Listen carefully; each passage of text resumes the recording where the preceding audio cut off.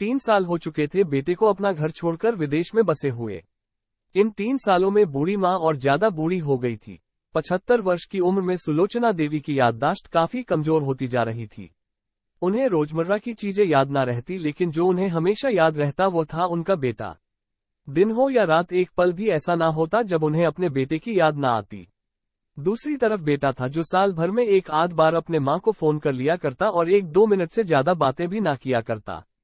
फिर भी यह बूढ़ी माँ टकटकी लगाए अपने बेटे का इंतजार करती रहती। एक दिन बेटे का विदेश से फोन आया। हेलो हेलो, सुन रही हो ना माँ? अनिल बोल रहा हूँ, तुम्हारा बेटा।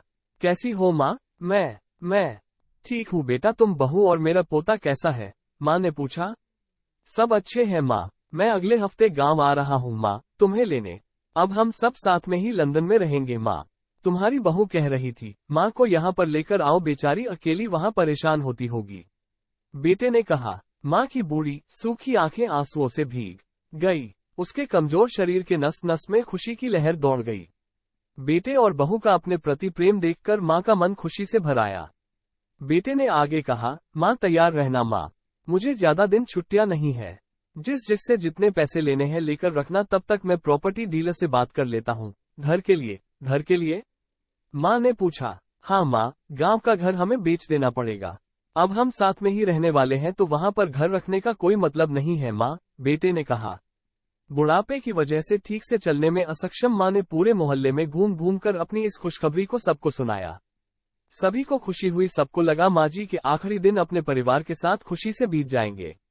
घर वापस आकर माँ ने अपने घर के कोने कोने को ऐसे देखा जैसे वह अपने दूसरे बेटे को देख रही हो। देखे भी क्यों ना, उस घर को अपने बेटे से कम थोड़ी समझा था।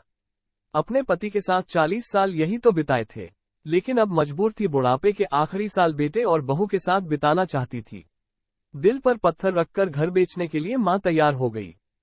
आनन फानन में बेटे ने घर को आधे दामों पर बेच दिया।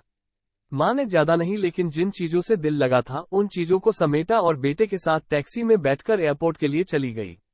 एयरपोर्ट पर आकर बेटे ने माँ से कहा, माँ तुम यहाँ बेंच पर बैठो, मैं सामान और बोर्डिंग पास की जांच करा कर आता हूँ। वहाँ वक्त लगता है और खड़ा रहना पड़ता है, तुम्हें तकलीफ होगी। तुम यही आराम करो। मैं यूं गया और यूं आया। माँ बेंच पर बैठ गई और बेटा अंदर चला गया। काफी समय हो गया, बेटा वापस नहीं लौटा। माँ सोचने लगी, ज्यादा भीड़ होगी इसलिए देर लग रही होगी।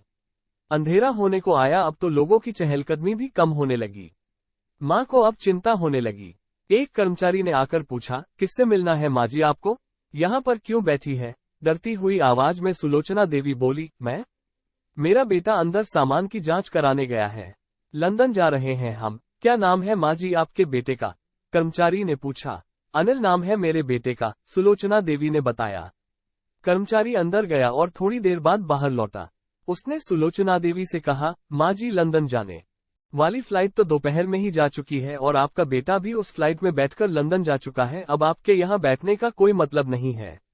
आप भी अपने घर चली जाइए। क्या जा चुका है और मैं घर जाऊं?